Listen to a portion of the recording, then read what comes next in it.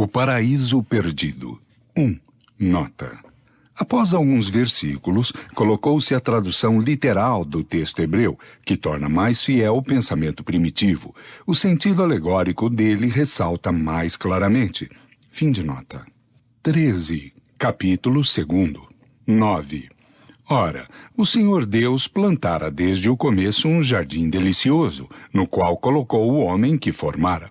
O Senhor Deus também produzira da terra todas as espécies de árvores belas à visão e cujos frutos eram agradáveis ao gosto, e a árvore da vida do meio do paraíso. 2. Nota. Paraíso, do latim paradisus, feito do grego paradeisos, jardim, pomar, lugar plantado com árvores. A palavra hebraica empregada na Gênese foi Hagã, que tem o mesmo significado. Fim de nota. Com a árvore da ciência do bem e do mal, ele fez sair Jeová Elohim da terra, Minhahadma, toda árvore boa de se ver e boa para comer, e a árvore da vida, Vehetz Haashim, no meio do jardim, e a árvore da ciência do bem e do mal. 15. O Senhor tomou, pois, o homem e o colocou no paraíso de delícias, a fim de que o cultivasse e guardasse. 16. Deu-lhe também esta ordem e lhe disse: comei de todas as árvores do paraíso. Ele ordenou Jeová Elohim ao homem, Hal Hadã, dizendo: de toda a árvore do jardim, Hagã, podes comer. 17. Mas não comas do fruto da árvore da ciência do bem e do mal, porque no mesmo tempo que dela comeres, morrerás muito certamente. E da árvore da ciência do bem e do mal, Houmehetz Hadad Tobvara, dela não comerás, porque no dia em que dela comeres, morrerás. 14, capítulo 3. 1. Ora, a serpente era o mais sagaz de todos os animais que o Senhor Deus formara sobre a terra. Ele disse à mulher: por que Deus vos ordenou para não comer o fruto de todas as árvores do paraíso? E a serpente, Nahansh, era astuta mais que todos os animais terrestres que Jeová Elohim fizera. Ele disse à mulher, El Haisha, que disse Elohim: não comereis de nenhuma árvore do jardim? 2. A mulher lhe respondeu: nós comemos os frutos de todas as árvores que estão no paraíso. Ela disse à mulher à serpente do fruto: Miperi, das árvores do jardim podemos comer. 3. Mas para o que é o fruto da árvore que está no meio do paraíso, Deus nos ordenou para dela não comer e não tocá-la, de medo que estivéssemos em perigo de morrer. 4. A serpente respondeu à mulher: seguramente não morrereis. 5. Mas é que Deus sabe que logo que houverdes comido desse fruto, os vossos olhos serão abertos e sereis como deuses, conhecendo o bem e o mal. 6. A mulher considerou, pois, que o fruto dessa árvore era bom para comer, que era belo e agradável à visão, e tendo-o tomado, comeu-o, e dele deu ao seu marido para que comesse também. Ela viu a mulher que era boa, a árvore, como alimento, e que era invejável a árvore para compreender. Leaskiu. E ela pegou de seu fruto, etc. 8. E como eles ouviram a voz do Senhor Deus, que passeava no paraíso depois do meio-dia, quando se eleva um vento brando, eles se retiraram para o meio das árvores do paraíso, para se esconderem de diante de sua face. 9. Então o Senhor Deus chamou Adão e disse-lhe: onde estais? 10. Adão lhe respondeu: eu ouvi a vossa voz no paraíso e tive medo porque estava nu, foi por isso que me ocultei. 11. O Senhor lhe respondeu: de onde soubestes que estáveis nu, senão porque comestes do fruto da árvore do qual vos proibi de comer? 12. Adão lhe respondeu: a mulher que me deste por companheira me apresentou o fruto dessa árvore, e eu o comi.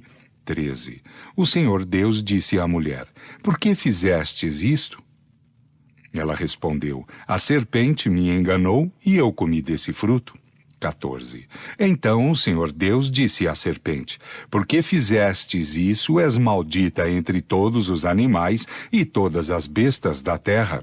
Rastejarás sobre o ventre e comerás a terra todos os dias de tua vida. 15. Colocarei uma inimizade entre ti e a mulher, entre a sua raça e a tua. Ela te quebrará a cabeça e tu tratarás de mordê-la pelo calcanhar. 16. Deus disse também à mulher: Eu vos afligirei com vários males durante a vossa gravidez. Parireis na dor, estareis sob a dominação de vosso marido, e ele vos dominará. 17. Disse em seguida a Adão: Porque escutastes a voz de vossa mulher, e comestes do fruto da árvore do qual vos proibi de comer, a terra será maldita por causa do que fizestes, e dela não tirareis de que vos alimentar durante toda a vossa vida, senão com muito trabalho.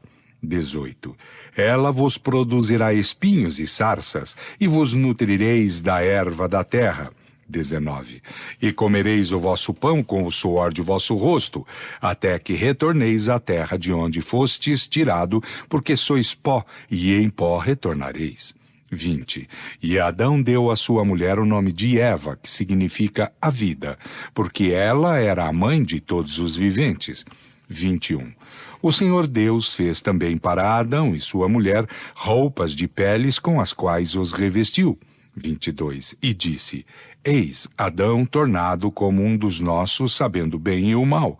Impeçamos, pois, agora que não leve sua mão à árvore da vida, que não tome também de seu fruto, e que, comendo desse fruto, não viva eternamente. Ele disse: Jeová Elohim, eis aí o homem se fez como um dos nossos, pelo conhecimento do bem e do mal, e agora ele pode estender a mão e tomar da árvore da vida. Veata pen, ish leshiado, velakash, mehetz, hashahim. Dela comerá e viverá eternamente. 23. O Senhor Deus fê-lo sair do jardim de delícias, a fim de que fosse trabalhar na cultura da terra de onde fora tirado. 24. E tendo-os expulsado, colocou os querubins diante do jardim de delícias. Nota. Do hebraico, cherube, querube, boi, xarabe, lavrador, anjos do segundo coro da primeira hierarquia, que se representavam com 4 asas, 4 faces e pés de boi. Fim de nota. Que faziam cintilar uma espada de fogo para guardar o caminho que conduzia à árvore da vida. 15. Sob uma imagem pueril e às vezes ridícula, detendo-se na forma, a alegoria esconde frequentemente as maiores verdades. Há uma fábula mais absurda à primeira vista que a de Saturno, um deus devorando pedras que toma por seus filhos. Mas, ao mesmo tempo que de mais profundamente filosófico e verdadeiro do que essa figura, procurando-se o seu sentido moral, Saturno é a personificação do tempo. Todas as coisas sendo obra do tempo, ele é o pai de tudo que existe, mas também tudo se destrói com o tempo. Saturno, devorando as pedras, é o emblema da destruição, pelo tempo, dos corpos mais duros, que são seus filhos, uma vez que se formaram com o tempo. E o que escapa a essa destruição segundo essa mesma alegoria? Júpiter, o emblema da inteligência superior, do princípio espiritual que é indestrutível.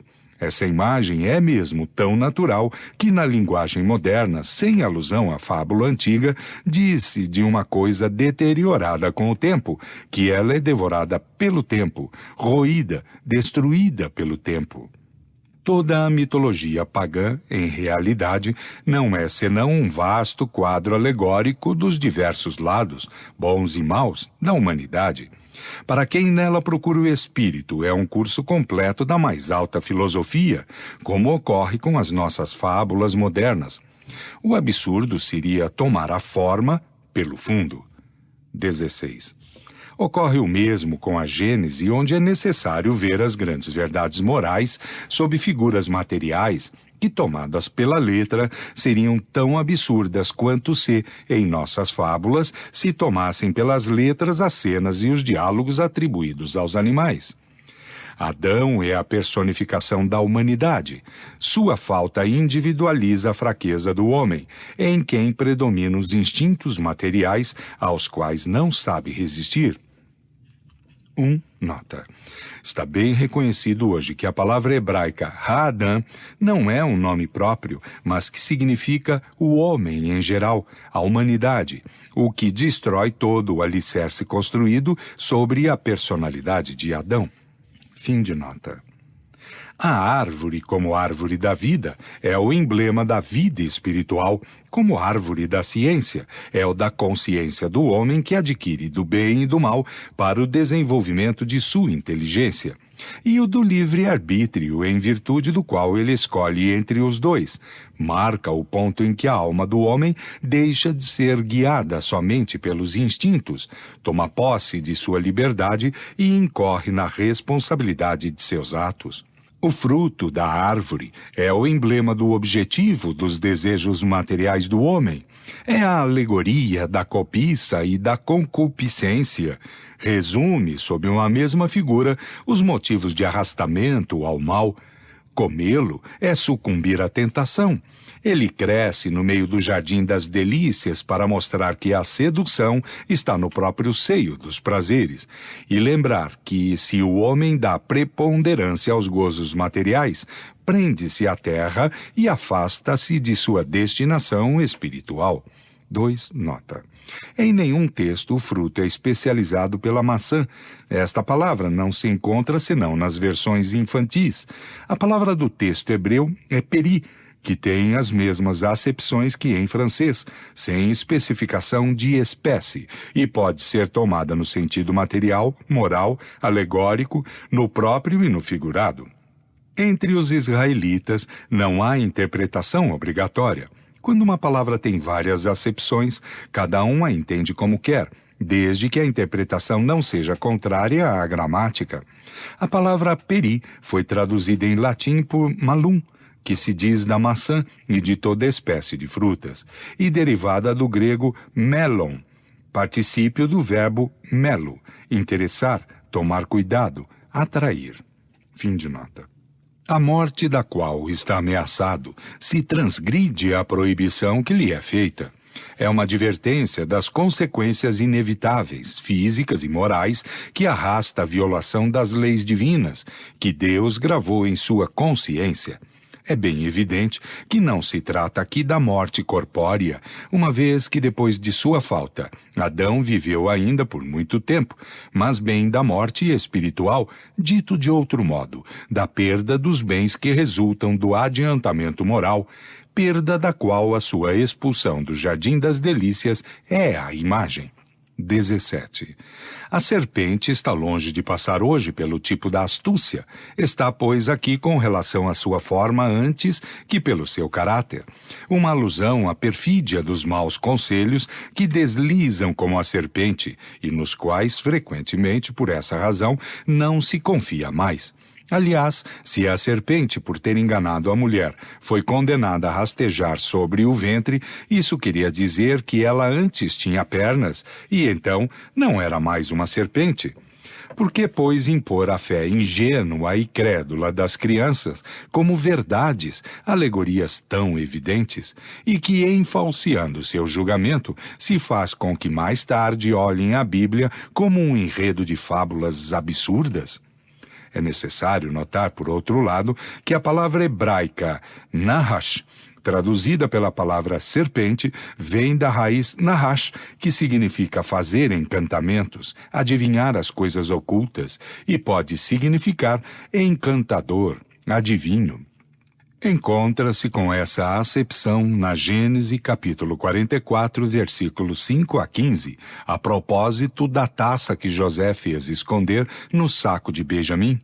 Aspas, a taça que furtastes é aquela na qual meu senhor bebe e da qual se serve para adivinhar. Nahash. Nota. Esse fato daria a pensar que a mediunidade pelo copo d'água era conhecida dos egípcios. Revista Espírita de junho de 1868, página 161, fim de nota. Ignorais que não há quem me iguale na ciência de adivinhar? Nahash. No livro dos Números, capítulo 23, versículo 23, não há encantamentos, Nahash, em Jacó, nem adivinhos em Israel. Consequentemente, a palavra Nahash tomou também o significado de serpente, réptil que os encantadores pretendiam encantar, ou do qual se serviam em seus encantamentos. Não foi senão na versão dos 70 que, segundo Hutcheson, corromperam o texto hebreu em muitos lugares. Escrita em grego no segundo século antes da era cristã, que a palavra Nahash foi traduzida por serpente. As inexatidões dessa versão, sem dúvida, prendem-se às modificações que a língua hebraica sofrera no intervalo, porque o hebreu do tempo de Moisés era então uma língua morta, que diferia do hebreu vulgar tanto quanto o grego antigo e o árabe literário diferem do grego e do árabe modernos. 2. Nota. A palavra Nahash existia antes da língua egípcia, com o significado de negro, provavelmente porque os negros tinham dom de encantamento e da adivinhação. Foi talvez por isso também que as esfinges de origem assíria eram representadas com a figura de um negro. Fim de nota. É, pois, provável que Moisés entendesse, por sedutor da mulher, o desejo indiscreto de conhecer as coisas ocultas suscitadas pelo espírito de adivinhação, o que está de acordo com o sentido primitivo da palavra Nahash, adivinho. De outra parte, com essas palavras, Deus sabia que logo que comerdes desse fruto, vossos olhos serão abertos e sereis como deuses. Ela viu a mulher, que era invejável, a árvore para compreender, Leasquil, e ela tomou de seu fruto. Não se pode esquecer que Moisés queria proscrever entre os hebreus a arte de adivinhação, em uso entre os egípcios, assim como o prova a sua proibição de interrogar os mortos e o espírito de Piton, o céu e o inferno segundo o Espiritismo, capítulo 12. 18. A passagem onde está dito que o Senhor passeava pelo paraíso depois do meio-dia, quando se levantou um vento brando, é uma imagem ingênua e um tanto pueril que a crítica não deixou de realçar, mas nada tem que deva surpreender reportando-se a ideia que os hebreus, dos tempos primitivos, faziam da divindade. Para essas inteligências rudes, incapazes de conceber abstrações, Deus devia revestir uma forma concreta e referiam tudo à humanidade como ao único ponto conhecido. Moisés lhes falava, pois, como as crianças, por imagens sensíveis. No caso de que se trata, era o poder soberano personificado, como os pagãos personificavam, sob figuras alegóricas, as virtudes, os vícios e as ideias abstratas.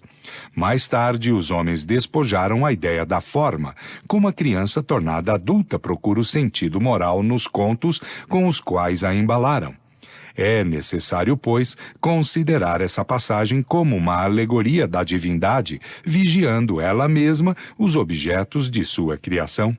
O grande rabino Wog traduziu-a assim: eles ouviram a voz do eterno Deus, percorrendo o jardim do lado de onde vem o dia. 19. Se a falta de Adão foi literalmente o ter comido uma fruta, incontestavelmente ela não poderia, por sua natureza quase pueril, justificar o rigor com que foi atingido. Não se poderia, não mais racionalmente, que esse seja o fato que se supõe geralmente. De outro modo, Deus, considerando esse fato como um crime irremissível, condenaria sua própria obra, uma vez que criara o homem para a propagação. Se Adão houvesse entendido nesse sentido a proibição de tocar o fruto da árvore e que se conformasse com ele escrupulosamente, onde estaria a humanidade e que seria com isso dos desígnios do Criador? Deus não criará Adão e Eva para que permanecessem sozinhos sobre a terra. E a prova disso está nas próprias palavras que dirigiu imediatamente depois de sua formação. Então, quando ainda estava no paraíso terrestre, Deus os abençoou e disse: crescei e multiplicai-vos, enchei a terra e sujeitai-a. Capítulo 1, versículo 28.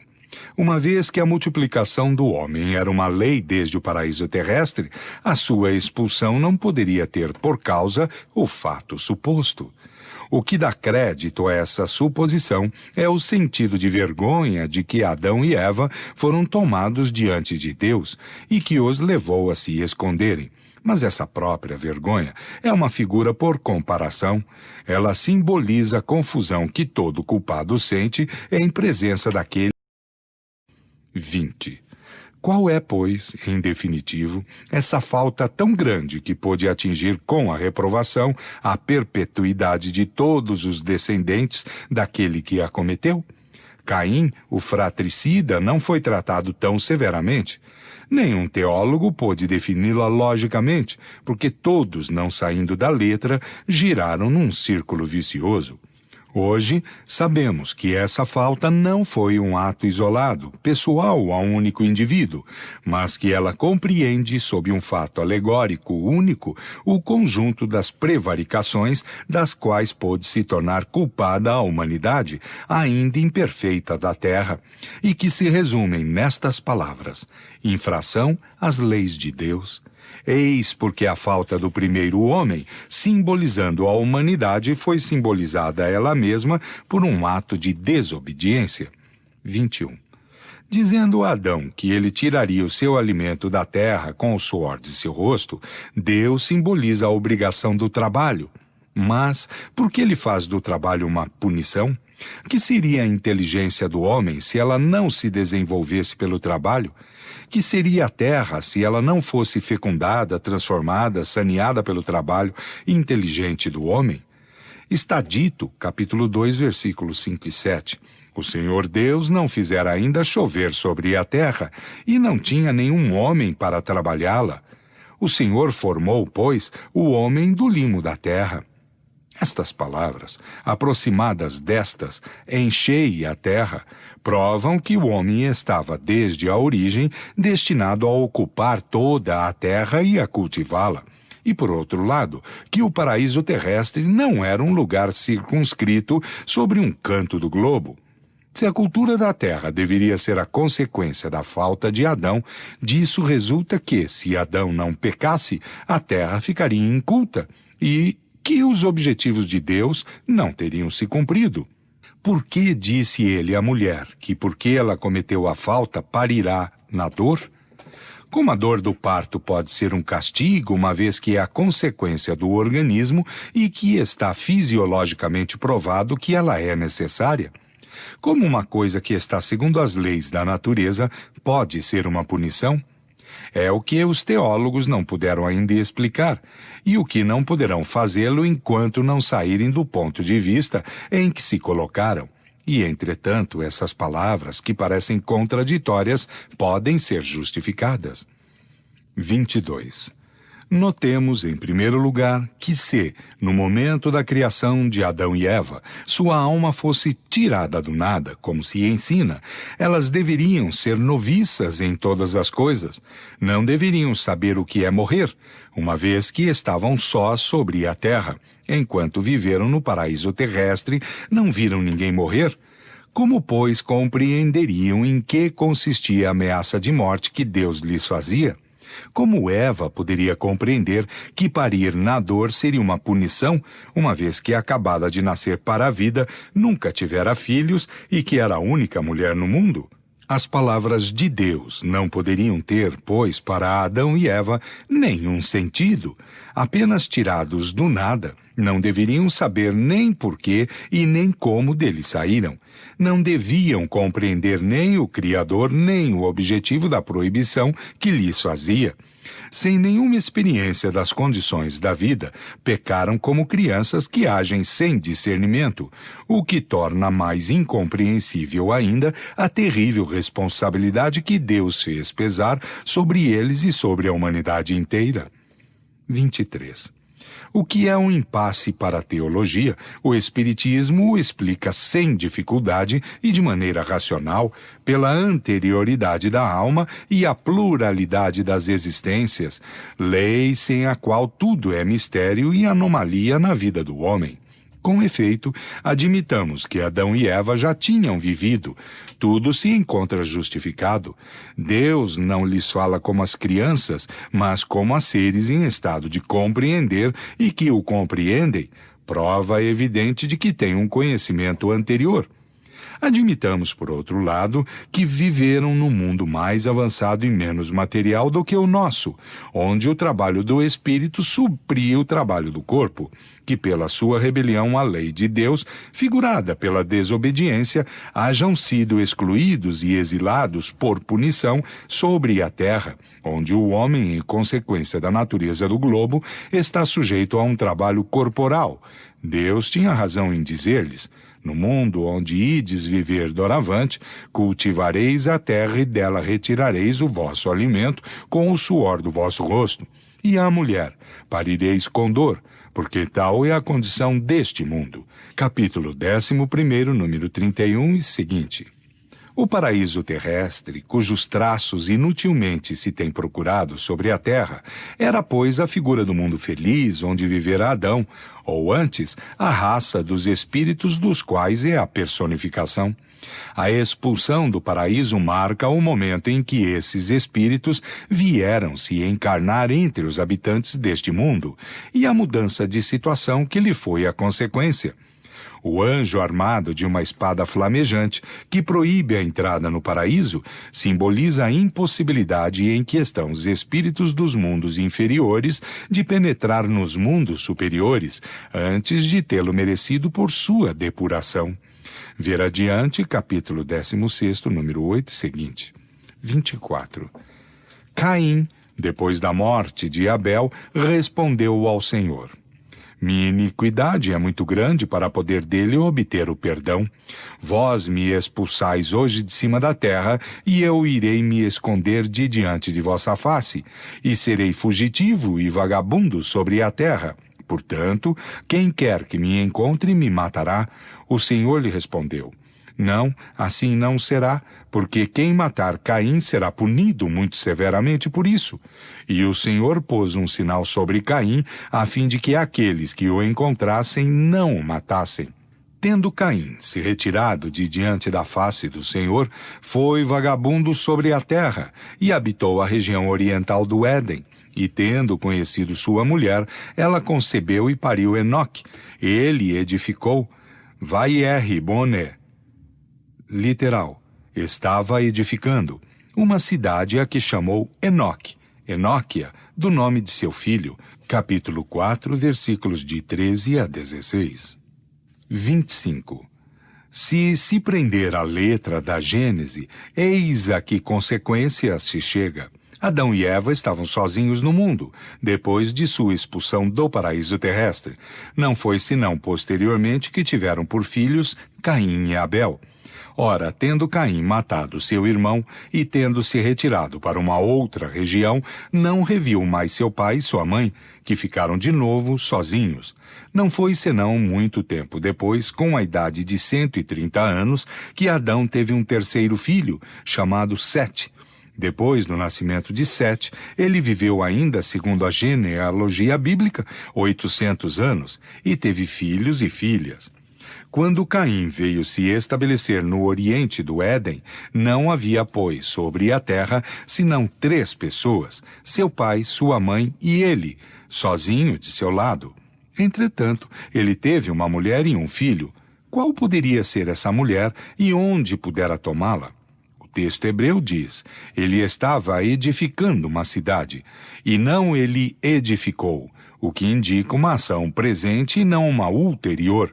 Mas uma cidade supõe habitantes, porque não se deve presumir que Caim a fez para ele, sua mulher e seu filho, nem que pôde construí-la sozinho. É necessário, pois, inferir desse relato mesmo que a região estava povoada. Ora, não poderia sê-lo pelos descendentes de Adão, que então não tinha outro descendente senão Caim. a presença de outros habitantes ressalta igualmente desta palavra de Caim. Eu serei fugitivo e vagabundo, e quem quer que me encontre me matará. E da resposta que Deus lhe deu: por quem poderia temer ser morto, e para que o sinal que Deus pôs sobre ele para preservá-lo, se não deveria encontrar ninguém? Se, pois, havia sobre a terra outros homens fora da família de Adão, é porque aí estavam antes dele, de onde esta consequência tirada do próprio texto da Gênese, que Adão não foi nem o primeiro e nem o único pai do gênero humano. Capítulo 11, número 34. 1. Nota. Esta ideia não é nova.